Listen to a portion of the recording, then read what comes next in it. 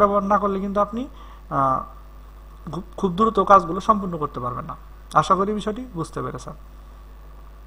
এরপর হচ্ছে ইউতে হচ্ছে আপনার আন্ডারলাইন। আপনি যদি আপনার কোনো লেখাকে আন্ডারলাইন করে বোঝাতে চান, যেমন বিভিন্ন লেখার ক্ষেত্রে আমরা কিন্তু আন্ডারলাইন করে বোঝাতে পারি। যেমন আপনার কোনো প্রশ্ন বা আপনার যে কোনো বিষয়ের মাধ্যমে কিন্তু মধ্যে কিন্তু আপনার আন্ডারলাইন দিয়ে অনেক সময় বোঝানো লাগে যে এই জিনিসটা আন্ডারলাইন, মানে নির্দিষ্টভাবে একটা জিনিসকে অন্যভাবে বোঝানোর জন্য কিন্তু আন্ডারলাইন ব্যবহার করা হয়।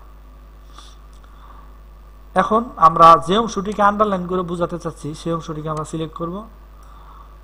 করার পরে এখান থেকে আমরা ইউতে যদি ক্লিক করি তাহলে কিন্তু এটি আন্ডারলাইন হয়ে যাবে। দেখুন ইংলিশ লেখার নিচে কিন্তু একটি দাগ চলে আসছে। এখন আমরা এখান থেকে আন্ডারলাইনটা অফ করে দিচ্ছি, দেখুন অফ হয়ে গেছে।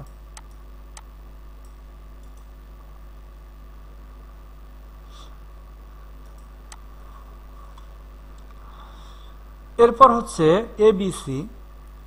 এইটা হচ্ছে মূলত আপনার কোনো কন্টেন্ট বা আপনি কোনো প্রোডাক্ট আপনার অনলাইনে আপনি সেল দেওয়ার ক্ষেত্রে অনেক সময় দেখা যায় যে আপনার একটা প্রোডাক্টের ধরেন রেট আছে 120 টাকা, সেই প্রোডাক্টটা বেড়ে হয়েছে 150 টাকা।